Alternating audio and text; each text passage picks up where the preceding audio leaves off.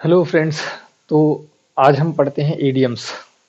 मैं आपको 10 ईडियम्स कराऊंगा। सभी एग्जाम्स में पूछे गए हैं प्रीवियस ईयर्स में। सभी ईडियम्स बहुत ज़रूरी हैं, इंपॉर्टेंट हैं। तो पहला ईडियम है हमारा pull a long face. Pull a long face. आपके एग्ज़ाम में हमेशा ये चीज़ पूछी जाएगी कि पुल ए लॉन्ग फेस। ये आपके एग्ज़ाम में पूछी जाएगी और नीचे 4 ऑप्शन में से एक ऑप्शन दिया जाएगा। ये चारों ऑप्शन में से एक ऑप्शन ये रहेगा। तो हमें अगर इसका मतलब ये है, अगर ये याद रहेगा तभी हम उस ऑप्शन को टिक कर पाएंगे। तो इसलिए हम याद करेंगे इसका ईडियम्स का हिंदी में अर्थ क्या होता है। ईडियम्स जो होते हैं एक तरह से मुहावरे होते हैं, जो हिंदी में मुहावरे होते हैं, तो उसी तरह से इंग्लिश में ईडियम्स होते हैं। तो हमें इनके अर्थ याद करने हैं। पहला है pull a long face. Pull a long face आपके सामने मान लीजिए एग्जाम में आ गया कि पुल ए लॉन्ग फेस है। अब आप ऑप्शन बताइए इससे क्या होगा। तो इसका सही अर्थ होगा टू हैव ए सैड और disappointed expression. To have a sad और डिसअपॉइंटेड एक्सप्रेशन यानी कि निराश होना, उदास होना। निराश या उदास होना। तो ये तो हो गई हमारे याद होना कि अगर ये आ गया तो इसका मतलब होता है हिंदी में उदास या निराश होना। अब बात करते हैं ट्रिक से इसको कैसे याद करें, यानी कि बिना रटे ट्रिक से कैसे याद हो सकता है जल्दी से, वो हमें इस वीडियो में सीखनी है। तो जब भी आपके सामने आएगा कि भैया पुल ए लॉन्ग फेस क्या होता है, तो हमें इसका जो अर्थ है हिंदी में वो उस सेंस में आना चाहिए, उदास और निराश के सेंस में। अब इंग्लिश का पेपर है तो इंग्लिश में ही लिखा आएगा, तो ये इंग्लिश में आएगा टू हैव ए सैड और डिसअपॉइंटेड एक्सप्रेशन। लेकिन हमें इसकी हिंदी भी पता होनी चाहिए कि इसका हिंदी में क्या मतलब है। तो हिंदी में मतलब है इसका सैड का मतलब उदास और डिसअपॉइंटेड का मतलब निराश। उदास या निराश दोनों का मतलब एक ही होता है। और एक्सप्रेशन का हमारा हाव भाव, यानी किसी के एक्सप्रेशन से ऐसा लगना कि वो उदास है या निराश है। तो इसका हिंदी में अर्थ आ रहा है उदास या निराश का। ये किसका अर्थ है? Pull a long face. जैसे आपने हिंदी में पढ़ा होगा कि 9 2 11 होना यानी भाग जाना। अब 9 2 11 होना, भाग जाने का आपस में क्या संबंध है भाई? क्या मतलब है 9 2 11 होने का? मतलब क्या मतलब है भाग जाने का? लेकिन क्या है, मुहावरा है। किसी विद्वान ने बना दिया है कि भैया जब भी आप ये कहोगे कि 9 2 11 होना, तो इसका अर्थ आप ये मान के चलना कि भाग जाना। सेम वही इंग्लिश में है कि पुल ए लॉन्ग फेस अगर सामने आ जाए तो आप समझ जाना कि इसका मतलब है उदास या निराश होना। मान लीजिए मैं कहता हूं, ऐसे कह सकते हैं ही पुल्ड ए लॉन्ग फेस, तो इसका मतलब हो गया कि वो आदमी क्या है, बहुत ज्यादा निराश है। लेकिन अब जिसको ईडियम का मतलब ही नहीं पता हिंदी में, तो वो तो ये कहेगा कि पुल का मतलब खींचना और लॉन्ग का मतलब लंबा करके और फेस का मतलब चेहरा। तो जिसको याद नहीं है, कोई स्टूडेंट ऐसा है जिसको याद नहीं है कि पुल ए लॉन्ग फेस का मतलब होता है उदास या निराश, तो वो तो यही लगा के आएगा कि चेहरे से संबंधित कोई बात चल रही है, कोई लंबा चेहरा होगा और वो उसको पुल कर रहा होगा, खींच रहा होगा। तो वो तो यही लगा के आएगा। लेकिन जो पढ़ने वाले स्टूडेंट्स हैं, जिनने पढ़ रखा है, वो समझ जाएगा कि पुल ए लॉन्ग फेस का मतलब होता है उदास या निराश। तो इसका मतलब आप समझ जाना, टू हैव ए सैड और डिसअपॉइंटेड एक्सप्रेशन का मतलब होता है उदास या निराश। तो जब भी आपके सामने आ जाए पुल ए लॉन्ग फेस, तो इसका हिंदी में अर्थ होगा उदास या निराश। अब इसको ट्रिक से कैसे याद करेंगे? तो अब इसको ट्रिक से कैसे याद करेंगे, क्योंकि देखिए पुल ए लॉन्ग फेस इसका मतलब क्या, उदास निराश, ये आपको कुछ समय तक याद रहेगा। जिस दिन आप 1000 2000 ईडियम याद कर लोगे तो सभी आपस में कोलैप्स हो जाएंगे। तो आप ट्रिक से याद करोगे तो वो लंबे समय तक याद रहेंगे। इसलिए हम ईडियम्स जितनी भी वीडियोस बनाएंगे वो सारी ट्रिक से याद करेंगे। तो यहाँ पर क्या है, पुल ए लॉन्ग फेस। अब हम ट्रिक से याद करते हैं। मैंने आपको दो चीजें बता दी हैं कि इसका मतलब है हिंदी में और इंग्लिश में, ये दोनों चीजें मैंने बता दी हैं। हमें अर्थ से ही मतलब है। लेकिन जो ट्रिक हम बात करेंगे, ट्रिक हमेशा दिमाग के अंदर रहती है। ट्रिक को किसी के सामने नहीं बताएंगे। अगर ट्रिक हम किसी के सामने बोलेंगे तो वो हो सकता है हमारी मजाक बनाए। तो इसलिए ट्रिक को गुप्त रूप से हम याद करेंगे। तो इसकी ट्रिक क्या है? पुल का मतलब होता है भाई खींचना। आप इंग्लिश को अच्छी करने के लिए आप वर्ड मीनिंग अलग से लिखते जाना, नोट करते जाना। पुल का मतलब होता है खींचना। इस तरह से मैं बहुत सारी हिंदी की और इंग्लिश की वर्ड मीनिंग बताऊंगा। पुल का मतलब है खींचना, लॉन्ग का मतलब होता है लंबा, और फेस का मतलब होता है चेहरा। तो इसको ट्रिक से ऐसे जोड़ लो, किसी ने अपने चेहरे को लॉन्ग करके पुल किया, खींचा, तो वो कैसा दिखाई देगा? उदास दिखाई देगा। आपने देखा होगा बहुत से लोग उदास बैठे रहते हैं। तो बहुत से लोग पूछते हैं कि भाई चेहरा कैसा लटका रखा है? लटकाने का मतलब इतना लंबा कर रखा है, तो क्यों भाई? उदास है क्या है, निराश है क्या, क्यों लटका रखा है चेहरा? तो वो जो सेंस आता है याद करने का वो पुल ए लॉन्ग फ्रेज का आता है, यानी उदास या निराश होना। अब ये जो इतनी लंबी महाभारत लिखी हुई है आगे, टू हैव ए सैड और डिसअपॉइंटेड एक्सप्रेशन, इतनी लंबी की जरूरत नहीं है। जस्ट आपको इतना पता होना चाहिए कि उदास और निराश, इस पूरी लाइन में ऑप्शन में भी दिया जाएगा तो उदास और निराश का मतलब जरूर निकल के आएगा। तो सैड का मतलब होता है उदास या निराश, और डिसअपॉइंटेड मतलब भी उदास या निराश। अगर आप इस पूरी लाइन की जगह केवल इतना भी याद कर लेते हो कि सैड और डिसअपॉइंटेड, तब भी काफी है, क्योंकि वास्तव में इसका मतलब होता है उदास या निराश। हमें पॉइंट की बात याद रखनी चाहिए बस, पूरी कहानी से कोई मतलब नहीं होता है। नेक्स्ट बात करते हैं ग्रीन हैंड। तो ग्रीन हैंड देखिए, मैंने पहले ईडियम में आपको जो समझाना था समझा दिया कि प्रोसेस क्या है। सिंपल प्रोसेस है, एक ईडियम्स है, इनका हिंदी में अर्थ पता होना चाहिए। अब वो कैसे याद रहेगा उसके लिए ट्रिक जरूरी है, तो ट्रिक हम आपको याद करा रहे हैं। तो इसका मतलब है ग्रीन हैंड। ग्रीन हैंड का मतलब होता है भाई अन इनएक्सपीरियंस्ड पर्सन।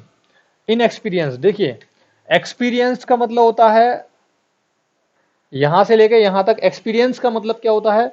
अनुभव। एक्सपीरियंस का मतलब क्या होता है? अनुभव। मैं आपकी इंग्लिश की वर्ड मीनिंग से हिंदी बताते हुए आपकी इंग्लिश अच्छी करा दूंगा। आप यहां पर इंग्लिश और हिंदी पर ज्यादा ध्यान दें।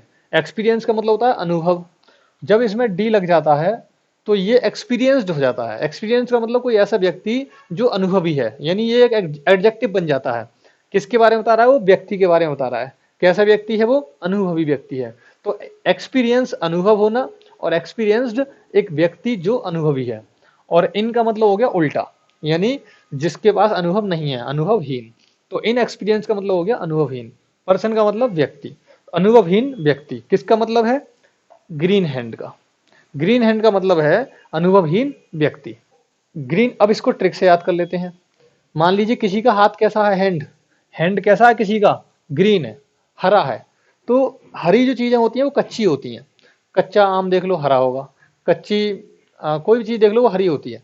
तो ऐसे याद कर लो, किसी का कच्चा हैंड है, कच्चे हाथ हैं, यानी कि हरे रंग के हैं, तो इसका मतलब है उसको कोई अनुभव नहीं है, वो अनुभवहीन है। तो इसका याद हो जाएगा कच्चे हाथों से, यानी अनुभवहीन व्यक्ति। नेक्स्ट है हमारा a horse laugh. Horse laugh, भाई घोड़ा है, घोड़ा की जैसा कोई हंसेगा, घोड़े की जैसा, इसको ऐसे याद कर लो आप ट्रिक से। घोड़े के जैसा कोई हंसेगा तो सब क्या कहेंगे कि यार इतनी तेज आवाज में क्यों हंस रहा है भाई, बेफालतू के हंस रहा है, कोई मतलब नहीं है। तो घोड़े जैसा कोई हंसेगा, ए हॉर्स लाफ। आप घोड़े जैसे हंसोगे तो कोई भी कह देगा एक तो इतने तेजी से चीख रहा है और बिना मतलब के चीख रहा है। क्या मतलब है चीखने का, इतना हंसने का जोर जोर से? तो इसको बोलते हैं, इसका सेंस आप देख लीजिए, to laugh very loudly. Laugh का मतलब होता है हंसना, टू के साथ हमेशा वर्ब की फर्स्ट फॉर्म आती है। टू लाफ हंसना, वेरी लाउडली बहुत जोर से, विदाउट एनी रीजन। रीजन का मतलब होता है कारण, बिना किसी कारण के, विदाउट एनी रीजन, बिना किसी कारण के तेजी से हंसना, इसका मतलब होता है ए हॉर्स लाफ। तो अब जब भी आपके सामने आ जाए ए हॉर्स लाफ, तो मेरी ट्रिक याद रख लेना कि घोड़े जैसा कोई हंसेगा तो इसका मतलब है बिना किसी रीजन के तेजी से हंसना।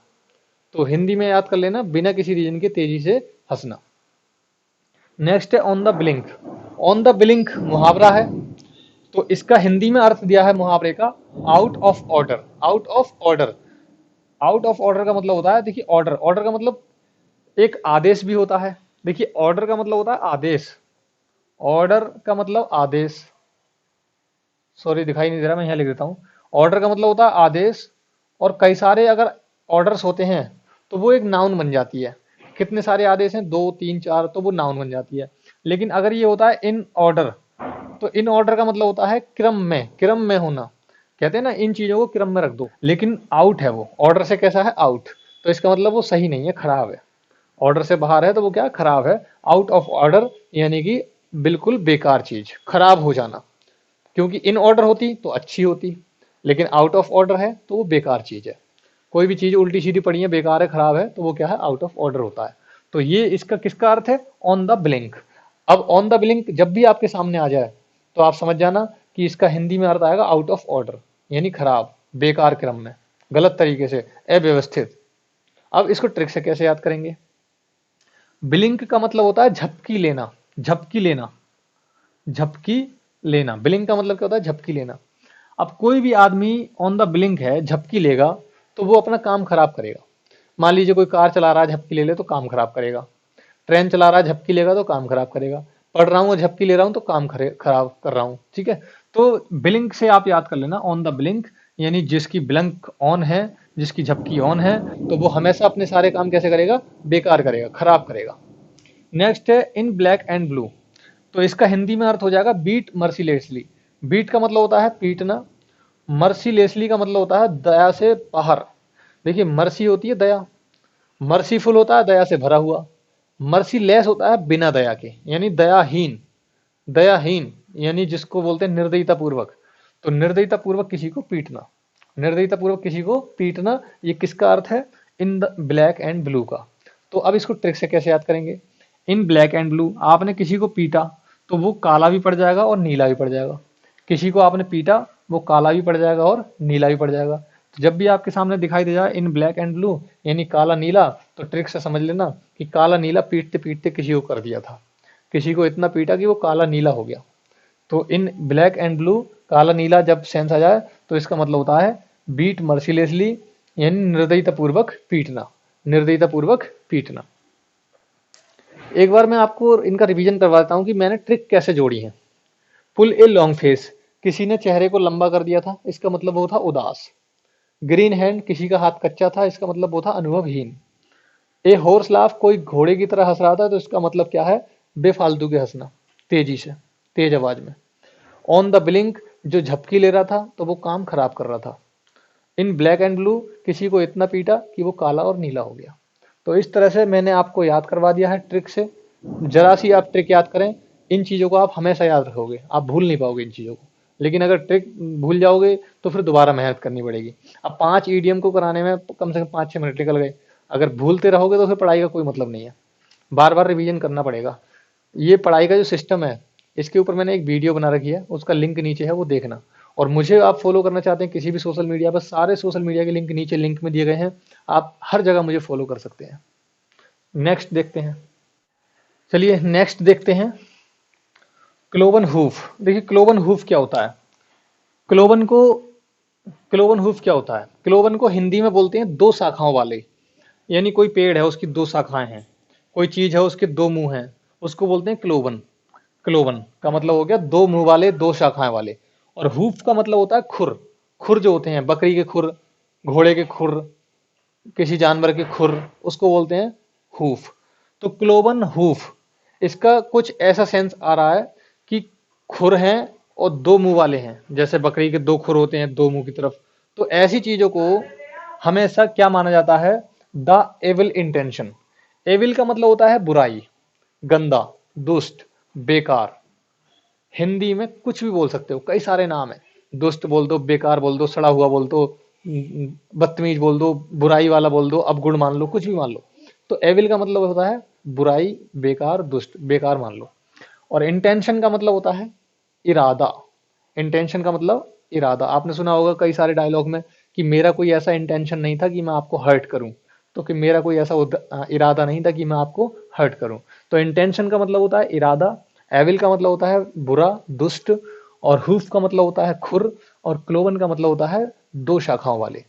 ये जो मैं आपको वर्ड की हिंदी बता रहा हूँ, ये अलग से कॉपी पर नोट कर लेना कहीं भी, क्योंकि अगर ये भूल जाओगे तो फिर इंग्लिश बेकार हो जाएगी।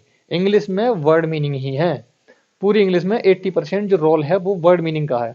तो जो मैं वर्ड मीनिंग आपको बता रहा हूँ यही आपको इंग्लिश में लौट फिर कर दिखाई देंगी। तो इनकी एक अलग से कॉपी बना लेना वर्ड मीनिंग की अलग से, उसको बार बार रिवीजन करते रहना, याद करते रहना। तो देखिए क्लोवन हूफ एक ईडियम है और इसका वास्तव में हिंदी में अर्थ होता है द एविल इंटेंशन, यानी बुरे इरादे। इसका हिंदी में अर्थ क्या हो गया, बुरे इरादे। ट्रिक से कैसे याद करेंगे, यहाँ पे आप लिख लेना बुरे इरादे, बुरे इरादे।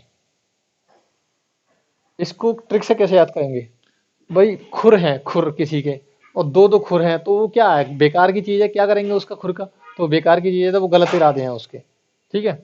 नेक्स्ट है हमारा कट थ्रोट। अब थ्रोट का मतलब होता है अभी गला, और कट का मतलब होता है काटना, कट थ्रोट।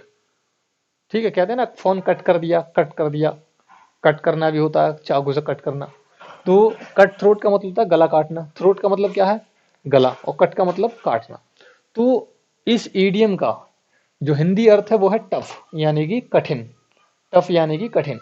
अब ट्रिक से कैसे याद करेंगे, कोई आदमी किसी का गला काटेगा तो वो सबसे कठिन काम करेगा। कठिन काम ही तो है वो, इतना आसान थोड़ी किसी का गला काटना। तो कट थ्रोट का मतलब कठिन। तो आप याद कर लें ट्रिक से, कट थ्रोट आपके सामने आ जाए तो इसका मतलब होता है कठिन। नेक्स्ट है कॉल इन क्वेश्चन। ये कॉल का मतलब होता है बुलाना और क्वेश्चन का मतलब होता है प्रश्न। तो कॉल इन क्वेश्चन अगर ये आपके सामने ईडियम आ जाए तो इसका हिंदी में अर्थ आएगा डाउट, यानी कि संदेह। डाउट यानी कि संदेह। अब ट्रिक से कैसे याद करेंगे? कॉल इन क्वेश्चन, कोई भी व्यक्ति है वो कॉल नहीं करता, बुलाता नहीं है, हमेशा क्वेश्चन के साथ बुलाता है। कॉल का मतलब होता है सिंपल कॉल होता तो बुलाना होता। अब कॉल इन क्वेश्चन, कोई आदमी आपको क्वेश्चन में बुला रहा है, आपको कहेगा इधर आ, तो वो ऐसा तो नहीं कह रहा, वो क्वेश्चन पूछ के कह रहा है किधर जा रहे हो, कहाँ जा रहे हो, इधर आओ। तो इसका मतलब क्या है? हर आदमी उस व्यक्ति पे क्या है? संदेह करेगा कि यार चक्कर क्या है, मेंटल है क्या है। कोई भी बात बोलता है क्वेश्चन के अंदर बोलता है, कुछ भी किसी को बुलाना होता है क्वेश्चन के साथ बोलता है, तो वहां पर क्या है? संदेह करना।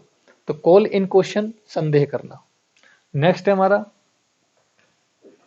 चीख बाई जॉल। देखिए चीख का मतलब क्या होता है? गाल। ये जो है ये चीख है, ये चीख का मतलब होता है गाल। और जॉल, जॉल का मतलब भी गाल होता है एक तरह से, जबड़ा जिसको बोलते हैं। ये जो अंदर की साइड है जबड़ा, इसको पूरे को अंदर की साइड से क्या बोलते हैं? जॉल बोलते हैं। तो चीक बाई जॉल, चीक बाई जॉल। जो चीक है वो जॉल के माध्यम से है, यानी जो चीक है और अंदर का जो जबड़ा है पूरा जॉल, ये सब क्या है? आपस में मिले हुए हैं। तो इसका मतलब हिंदी में आप याद कर लेना क्लोज टुगेदर। क्लोज का मतलब होता है, क्लोज टुगेदर का मतलब एक दूसरे के क्लोज, एक दूसरे के समीप। क्लोज टुगेदर, एक दूसरे के समीप। देखिए क्लोज का मतलब क्या होता है? हम बोलते हैं ना कि वो मेरे बहुत क्लोज है, वो मेरे बहुत निकट है, वो मेरे बहुत दिल के करीब है, वो मेरे बहुत क्लोज है। तो क्लोज टुगेदर, टुगेदर का मतलब होता है यानी कि साथ साथ। तो क्लोज टुगेदर, ये दोनों जो हैं आपस में क्लोज टुगेदर रहती हैं, एक साथ रहते हैं। कभी भी आपके सामने इंग्लिश में आ जाए कि चीक बाई जॉल का क्या मतलब है, तो ट्रिक याद कर लेना चीक बाई जॉल की एक साथ, क्लोज टुगेदर एक साथ। कम टू ए पास, देखिए कम टू ए पास एडियम है, इसका हिंदी में अर्थ है ए डिफिकल्ट सिचुएशन, यानी कठिन स्थिति, कठिन स्थिति। और इसका था साथ, एक साथ, एक साथ बोल दो या साथ साथ बोल दो। तो ये कह रहा है कि come to a pass a difficult situation, यानी कठिन स्थिति। तो आपके सामने कभी ईडियम आ जाए कम टू ए पास, तो आप हिंदी इसकी समझ जाओगे कि ये डिफिकल्ट सिचुएशन इसका अर्थ है। लेकिन ट्रिक से कैसे याद करें जिससे कि लंबे समय तक याद रहे? कम टू ए पास, कोई आदमी बुला रहा है कम, जैसे हम कहते हैं ना कम हेयर, यहाँ आओ, गो देयर, वहां जाओ। तो कोई आदमी बुला रहा है कम टू ए पास, यानी कि कम यानी आओ, टू ए पास। पास का मतलब क्या है? पास का मतलब पास करना भी होता है, या कहते हैं कि हमारा कोई पास बना हुआ है। कई सारे अर्थ होते हैं पास के, जैसे मेरे पास कोई पास है किसी इवेंट का, किसी प्रोग्राम का, मेरे पास कोई पास है। या पास कर जाना, कोई आदमी फेल हो गया पास हो गया, वो वाला पास भी होता है। तो ये कह रहा है कम टू ए पास। तो हम इसको ट्रिक से कैसे याद करेंगे? मेरे पास सिनेमा हॉल का पास रखा है, या किसी बड़े सेलिब्रिटी वाले जो फंक्शन होते हैं उसका पास रखा है, तो वो पास रखा है किसी कठिन जगह में। तो मैं कह रहा हूँ कम टू ए पास, किसी व्यक्ति से कह रहा हूँ कम to a pass, come to a पास। लेकिन पास कहाँ रखा है? कठिन जगह में, उसमें तिजोरी भुजोरी में मान लो, किसी में भी। तो ऐसी कंडीशन में जब आप, मैं आपको बस ट्रिक बता रहा हूँ, थोड़ा सा दिमाग में रखने की जरूरत है, बाकी कोई रटने की जरूरत नहीं है। कम टू ए पास, आप किसी को बुला रहे हैं पास जहाँ रखा है वहां पर, तो वो कह रहा है भैया मैं नहीं जाऊंगा वहां पास लेने, वो क्या है? कठिन सिचुएशन में है। वो जो पास है वो क्या है? कठिन सिचुएशन। तो मैंने बस जरा सा ट्रिक से याद करवाया है। ट्रिक से याद करना बहुत जरूरी हो जाता है जब हम बहुत सारी चीजें याद करते हैं, 1000 2000 वर्ड याद करेंगे, 1000 2000 ईडियम्स याद करेंगे, तो ट्रिक से याद करना जरूरी हो जाता है जिससे कि हम लंबे समय तक याद कर पाएं। मैं एक बार रिवीजन करवाता हूँ इनका। क्लोवन हूफ, खुर की बात चल रही थी। जो खुर होते हैं, खुर की बात चल रही है, तो खुर तो वैसे ही बेकार लगते हैं, बिल्कुल बेकार, ईविल वाली बात आ जाती है, बुराई वाली। तो इसका मतलब हो जाएगा बुरे इरादे। और कट थ्रोट, देखो कोई गला काटेगा तो वो कठिन काम करेगा। कॉल इन क्वेश्चन, कोई आदमी क्वेश्चन में बुला रहा था, साधारण नहीं बुलाता था, हमेशा क्वेश्चन में बुलाता था, तो इसका मतलब क्या था? संदेह। और चीक बाई जावल मैंने बता ही दिया था, एक साथ, क्लोज टुगेदर। और कम टू ए पास, किसी को बुला रहा है यानी डिफिकल्ट सिचुएशन, डिफिकल्ट सिचुएशन। तो ये 10 इडियम्स हैं, मैंने आपको ट्रिक से याद कराए। मैं आपको हमेशा बताता हूँ कि चीज़ों को याद करना है अच्छे से, उनके नोट्स बनाने हैं और रिवीजन करना है बार बार। पूरी स्टडी का यही एक तरीका है कि हम अच्छे से समझें, उसको रिवीजन करें और उसके नोट्स बनाएं। क्योंकि तभी हम अच्छे से पढ़ पाएंगे, तभी हम एग्जाम पास कर पाएंगे। अगर याद करना, नोट्स बनाना, रिवीजन करना ये नहीं हो पा रहा है और जब मेन एग्जाम होगा उसमें आप फेल हो गए, तो इस सब पढ़ाई लिखाई का कोई फायदा नहीं है। इसलिए एक ही बार मेहनत करो, जब तक सिलेक्शन नहीं हो रहा है तब तक मेहनत कर लो, सिलेक्शन हो जाए तो मेहनत बंद कर देना। वीडियो में कोई कमी लगी हो, किसी तरह की कोई समझ में नहीं आई हो बात, तो आप कमेंट में बताइए, अगली वीडियो में उसका ध्यान रखूंगा। नीचे सारे लिंक दिए गए हैं, आप उनको फॉलो कीजिए, सारे सोशल मीडिया पर मुझे फॉलो कीजिए। आपको जो भी कुछ बात बोलनी है आप कमेंट में बोल सकते हैं इसके बारे में। वीडियो देखने के लिए बहुत बहुत धन्यवाद।